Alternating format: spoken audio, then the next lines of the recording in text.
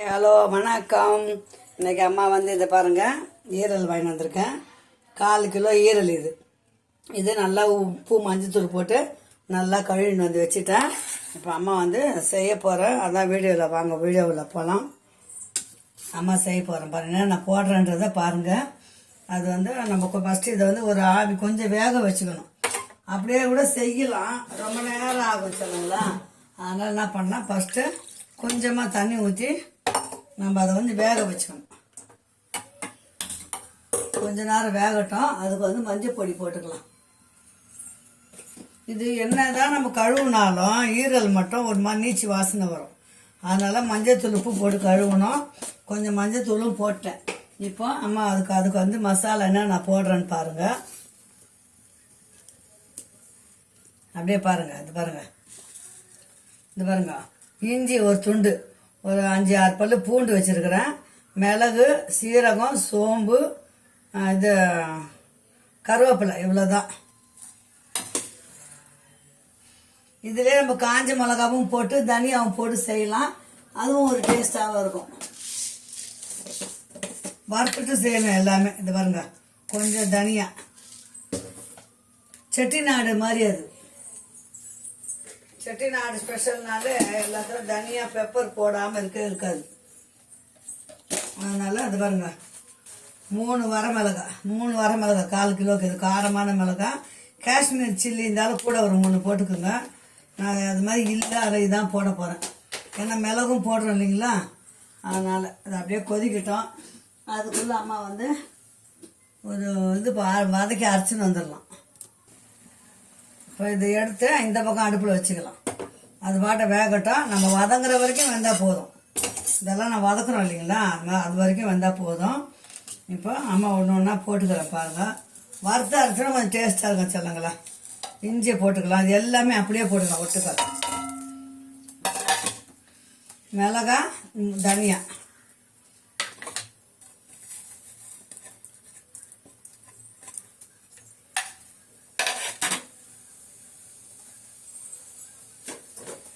செட்டிநாடு ஈரல் மசாலா. எனக்கு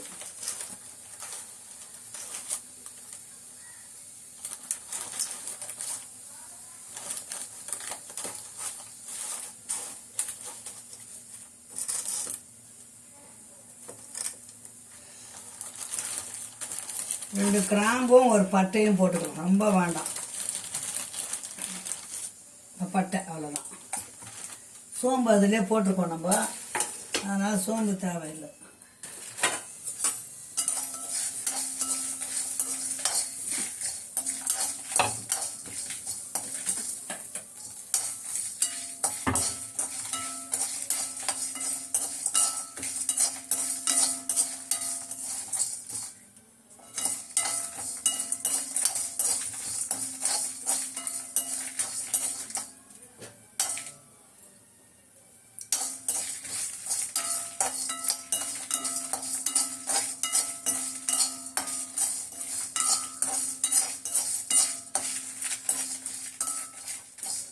கொஞ்சம் நம்ம வறுத்துட்டு அரைச்சோம்னா வாசனையாக இருக்கும். அதுக்கு தான் சாப்பிட்டாலும் டேஸ்ட்டாக இருக்கும் இல்லைங்களா பிள்ளைங்களுக்கு. அதுதான் நான் ரொம்ப ஹோட்டலுங்களில் டேஸ்ட்டு பண்ணி பார்த்துட்டு தான் அந்த மாதிரி மெத்தட் இருக்குமா, இப்படி செய்யலாமா அப்படின்னு யோசனை பண்ணி செய்வேன்.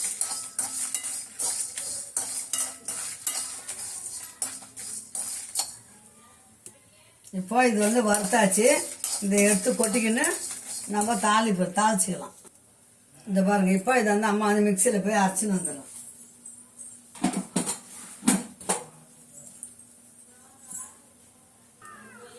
இப்போ பாருங்க, இந்த பேஸ்ட் அரைச்சின்னு வந்தாச்சா. இப்போ வந்து அம்மா வந்து தாளிக்கு போகிறேன். ஈரல் கிரேவி தாளிக்கு போகிறேன். ஒரு 25 கிராம் எண்ணெய் ஊற்றிங்க. 4 கிலோ ஈரல் இல்லைங்களா. எண்ணெய் நல்லா காயட்டும்.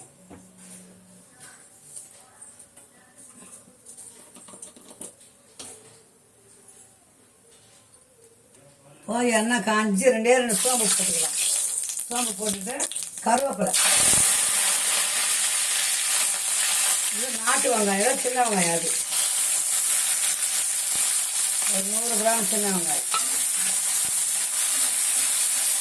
இது கொஞ்சம் நல்லா வதங்கணும். வதங்கிச்சிங்களா அது 2 தக்காளி.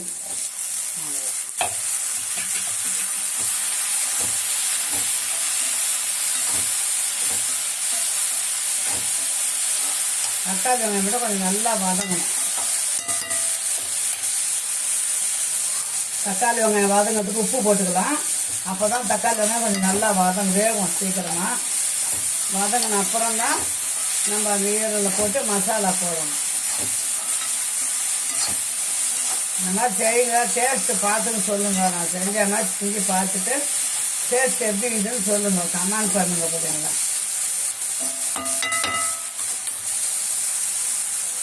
இப்போ இந்த அரைச்ச மசாலாவை இதில் ஊற்றிக்கலாம்.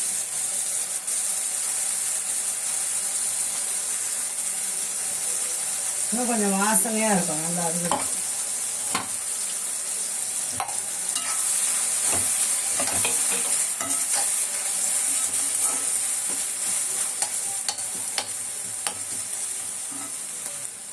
நம்ம மிளகு போட்டுக்கிறோம். மிளகா 2 காஞ்ச மிளகா 3 போட்டுக்கிறோம். அதனால் கொஞ்சமாக மிளகாத்தூள் 4 கிலோ தான் இது. அதை கொஞ்சமாக மிளகு தேவைப்பட்டால், காரம் தேவைப்பட்டால் மட்டும் அப்புறமா போட்டுக்கலாம். இப்போத்துக்கு இது போதும். ஜாஸ்தி ஆகிட்டா நம்ம ஒன்றுமே பண்ண முடியாது.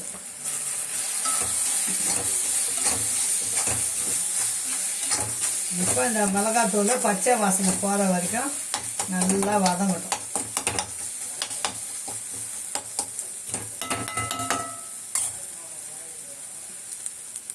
இந்த மசாலா நல்லா வதங்கிச்சு. இந்த ஈரலை கொட்டிக்கலாம். 4 கிலோ ஈரல் எவ்வளோன்னு இருக்குது பாருங்க. அது அவ்வளோதான், அது போதும். இந்த மசாலா போட்டுருக்குறேன். அந்த மசாலாலேயே அது நல்லா வதங்கணும். தேவைப்பட்டால் கொஞ்சம் தண்ணி ஊற்றிக்கலாம். இதில் இந்த தண்ணி இருக்குது, தேவைப்பட்டால் ஊற்றிக்கலாம். கொஞ்சம் டேஸ்ட்டு பார்த்துட்டு கூட ஊற்றிக்கலாம். நம்ம உப்பு பார்த்துக்கலாம், உப்பு மிளகாத்தூள் பார்த்துக்கலாம்.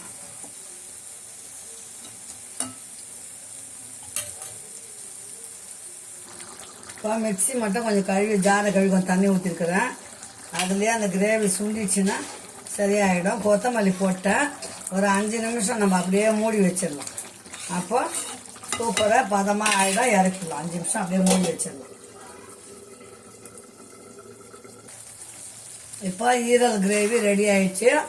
நம்ம டேஸ்ட்டு பார்க்குறோம்.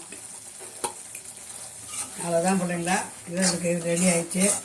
சூப்பராக ஆயிடுச்சு. அப்படியே மூடி வச்சிடலாம். இருங்க, அம்மா டேஸ்ட்டு பார்த்துட்டு சொல்கிறேன்.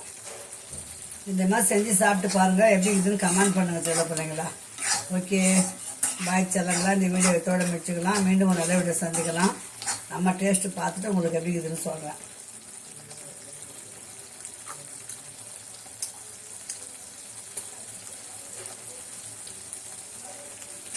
இந்த ஈரல் கிரேவி தோசைக்கு, இட்லிக்கு, சப்பாத்திக்கு ரொம்ப சூப்பராக இருக்கும். ரசம் சாப்பாடு தான் எங்கள் வீட்டில். ரசத்துக்கு தான் இன்றைக்கி இந்த ஈரல் கிரேவி பண்ணியிருக்கேன். இப்போ அம்மா சாப்பிட்டு பார்த்து சொல்ல போகிறேன்.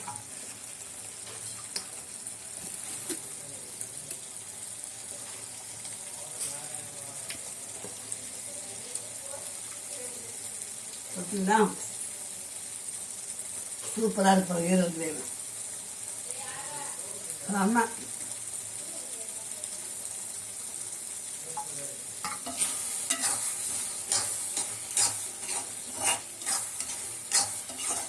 உண்மைக்கே டேஸ்ட்டாக இருக்குது பிள்ளைங்களா.